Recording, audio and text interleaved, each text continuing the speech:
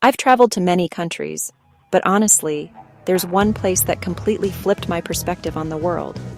It's a place where a stranger can genuinely become family in an instant, and where generosity isn't just some abstract virtue. It's literally the air they breathe.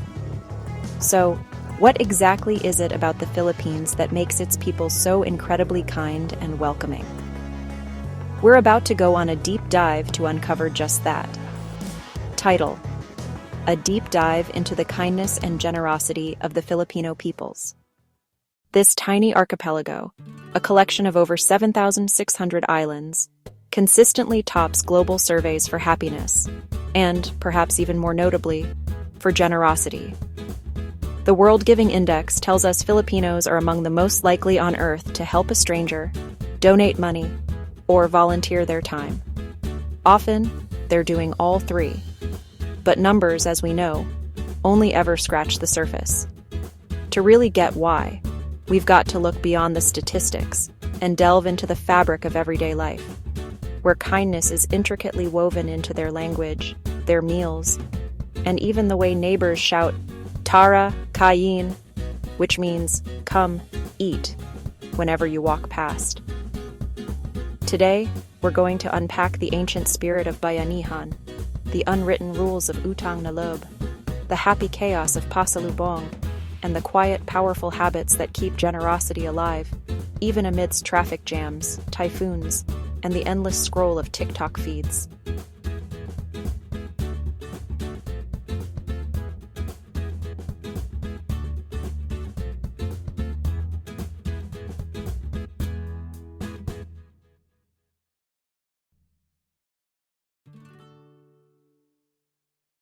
Centuries ago, bayanihan literally meant an entire village coming together to physically pick up a nipa hut and carry it to a new spot.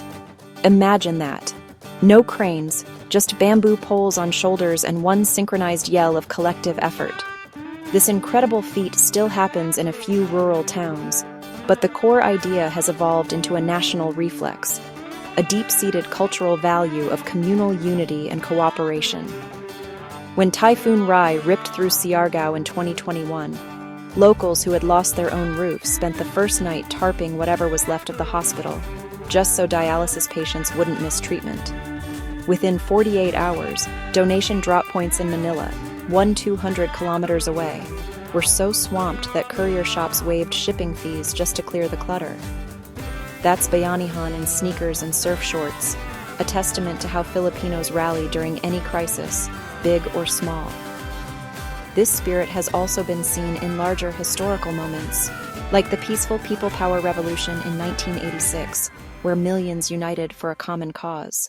Walk into any Filipino home, and I promise you, three things happen almost instantly.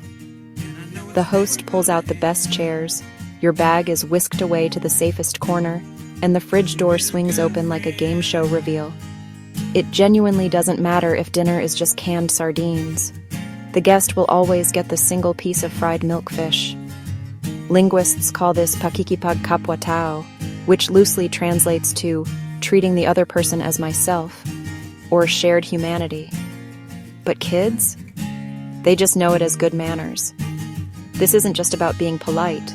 It's about recognizing the humanity and dignity in every person, fostering genuine interpersonal relationships. Just last month, a backpacker told me that when she asked a tricycle driver for directions, he ended up detouring for an hour to find her a cheap hostel, then outright refused extra fare because sayang ang pera mo, baka gusto mo pa ng halo-halo. Rough translation? Save your coins for dessert? That's a level of concern that goes beyond mere service.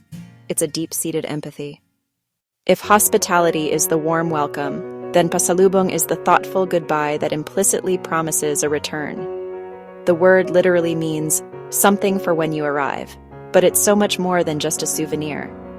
It's less about the gift itself and far more about the profound thought behind it, a gesture reflecting thoughtfulness, sacrifice, and emotional ties. Office mates will expect a box of piaya from Bacolod, cousins might want dried mango from Cebu, and Lola, bless her heart, secretly hopes for bizcocho even if she insists, "Wala na, nak, busog pa. No, child, I'm already full." The wrapping is almost ceremonial. Old cake boxes get lovingly reused, ribbons carefully saved for next Christmas. Even during pandemic lockdowns, Pasalubong found a way to go digital. Overseas Filipino workers, OFWs, sent e-wallets labeled "Pang merienda niyo po" for your snacks, proving you don't need balikbayan boxes to keep this heartfelt ritual alive. It's a way to nurture relationships and share experiences, ensuring that distance doesn't diminish connection. Critics sometimes unfairly label utang na loob a debt trap, but most Filipinos simply call it gratitude with memory, or a sense of moral obligation to repay kindness. When a neighbor lends tuition money, that favor isn't logged in a spreadsheet. Oh no, it's stored in a mental file titled, "When her mother gets sick, I'll be first on the ward." This cycle scales up in powerful ways.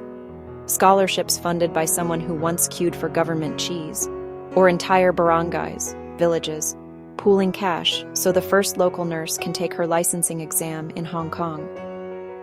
This value actively strengthens social bonds and fosters a powerful cycle of generosity and reciprocity.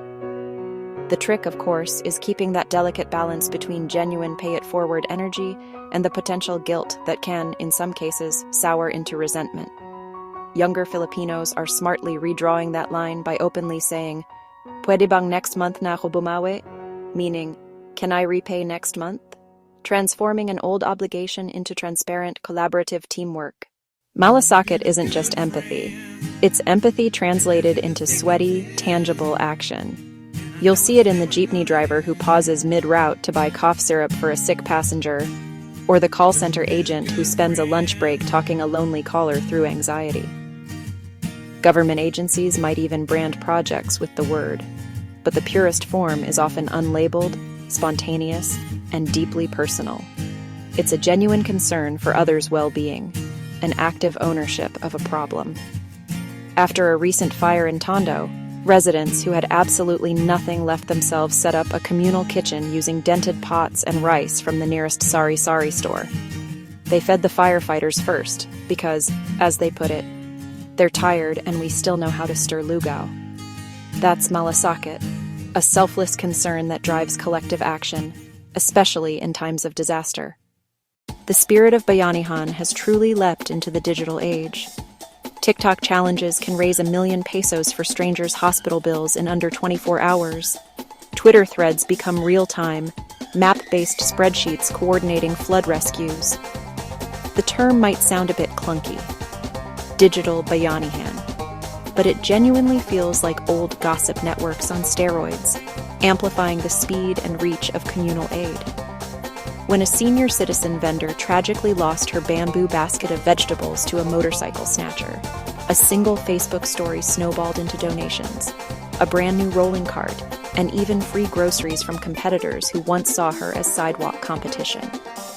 The technology changes, yes, but that inherent reflex to help, to connect, and to support, that remains absolutely unchanged.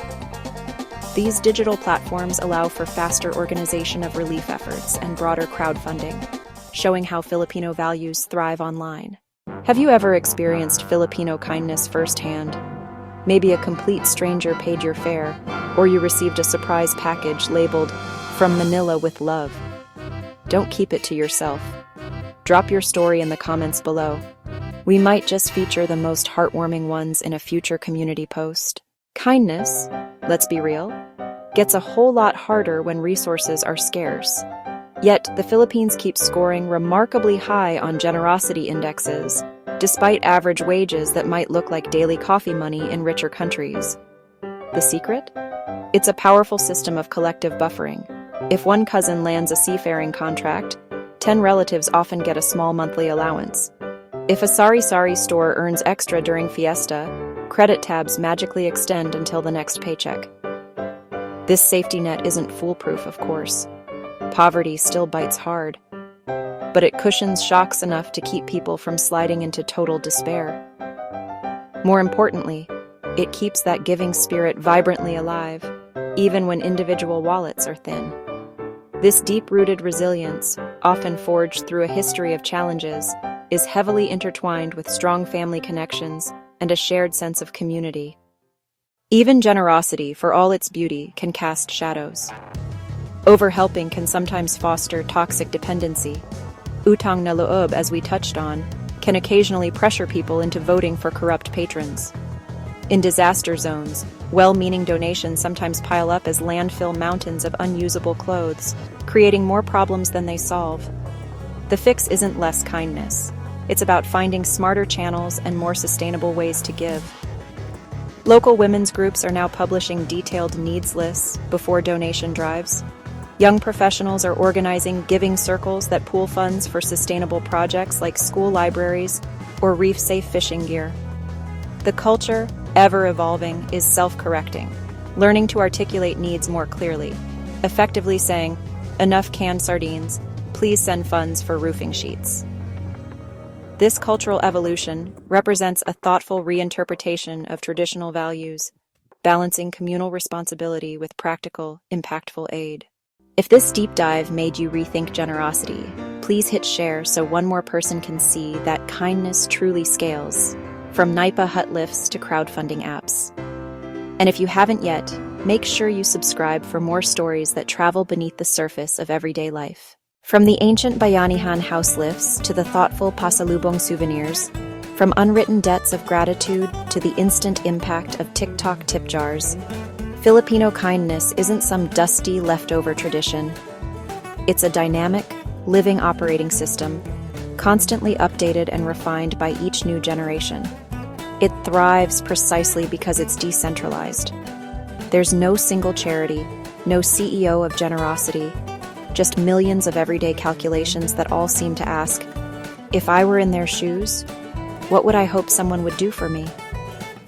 The answer, spoken through shared meals, spontaneous merienda, and marathon detours, is beautifully simple. Be family, even if it's just for 5 minutes.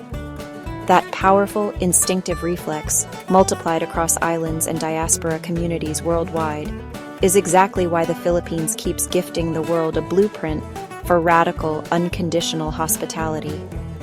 So, the next time you meet a Filipino, don't be surprised if you walk away with a full stomach, a new nickname, and an open invitation to every birthday party forever. Seriously, accept it. Because that's not just kindness. That's the Filipino operating system booting up right there, inside of you.